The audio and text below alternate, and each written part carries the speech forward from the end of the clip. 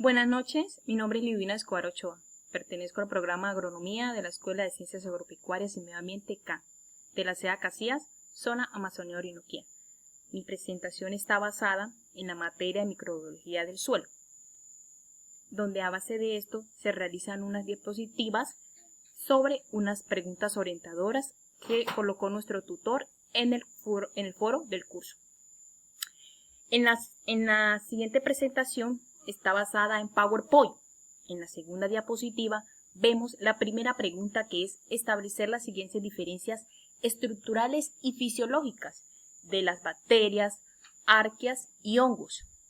Estas tres, ¿por qué se les conocen como microorganismos?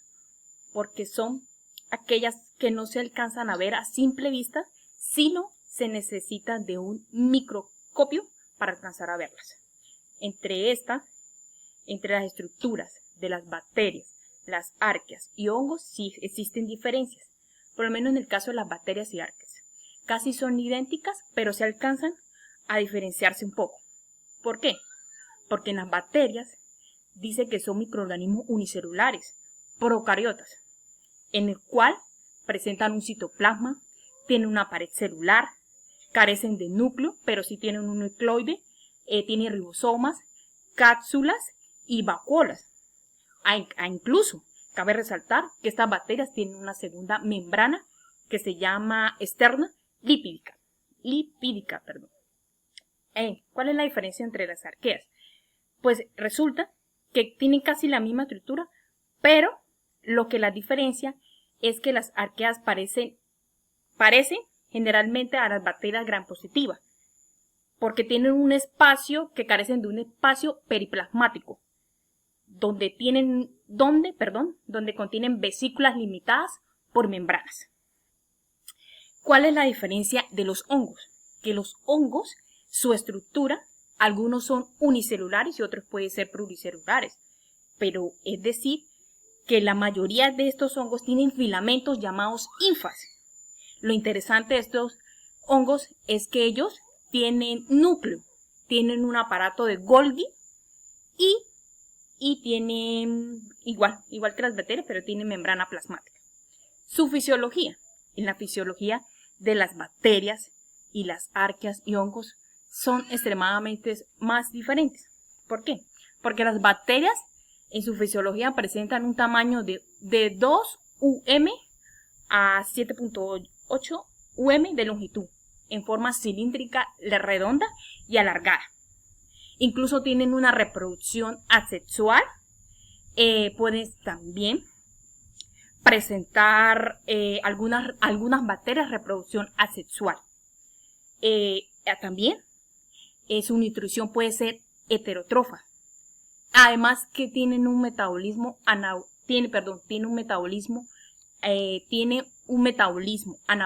y catabolismo.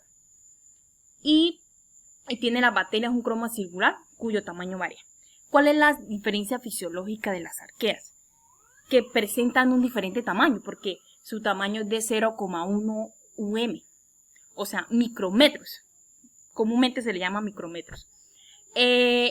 Pueden medir hasta 8 micrometros referente a los glóbulos rojos. Quiere decir que también pueden ser redondas, alargadas y filamentosas. Su reproducción es asexual, su nutrición es quimi o autótrofas, al contrario de las bacterias que son heterótrofas. En este caso se identifica 10.000 bacterias y 500 de arqueas diferentes y habitan en diferentes regiones, totalmente y espera para entre fuentes hidrotermales, logos y percilios, entre otros. ¿Cuál es la diferencia de la fisiología de los hongos? Ellos presentan algún tamaño en las levaduras de 6 a .UM, o sea, puede ser un poquito más grandecitas que las bacterias y las arqueas. También pueden tener una reproducción mediante esporas, células germinales producidas por medio de métodos tanto sexuales como asexuales. dependen exclusivamente de la materia del carbón y se pueden encontrar en cuerpos de aguas dulces, mar, suelo hojarasca y restos de animales, entre otros. Esa es la diferencia que existe entre las bacterias, arcas y hongos, de las estructuras y su fisiología. Me parece tan interesante como unas especies tan pequeñas, organismos tan pequeños, pueden entender una expansión de estructura y fisiología tan extensa. En la tercera y diapositiva está la siguiente pregunta, que es: menciona 3 aspectos microscópicos en tu región productiva. Yo escogí las micorrizas. Me parece tan interesante este tipo de especie microscópico. También dice que provienen del griego mices, hongos y risas, raíces. Este término fue acuñado por Fram en 1994, donde definen el término funcionales como órganos de absorción dobles, que forman cuando los hongos simbiontes viven entre los órganos de absorción sanos, raíces, ribosomas o talos. Es decir, que estas ribosomas cumplen un papel fundamental en el suelo para muchas plantas, incluso para muchos hongos. Tienen unos nutrientes esenciales que fortalecen el suelo. Incluso vemos aquí un pequeño ejemplo en esta imagen sobre cómo se produce la micorriza. Dice que penetras en las poras. Aquí vemos cómo penetra en la espora interna y se mira cómo condensa ya en la externa y cómo se mira ya la planta micorrizada. Es un trabajo excelente que cumple esta especie de microorganismo. En la cuarta diapositiva vemos la siguiente pregunta, sigo con la segunda pregunta, pero en la cuarta diapositiva, que es la trichodermia. Esta también me llama la atención porque es que dice que también tiene una función importante en las plantas. Principalmente tiene beneficios que aportan contra ataques de otros hongos. Pues dice que la trichodermia actúa en la planta destruyendo también vemos cómo puede actuar en la planta destruyendo la pared celular de los hongos patógenos. Pero dice también que la trichoderma es expresiva de hongos patógenos e indirectamente la estimulación de las raíces para aumentar su capacidad de adquirir nutrientes. Y por último tengo la Phytophthora. Esta especie de microorganismo, tiene un impacto negativo. Esta especie puede ser destructora para las plantas. Incluso dice que su nombre proviene del griego pitón, que significa plantas, y pithora, que significa destrucción. Su nombre lo indica, que es destructora.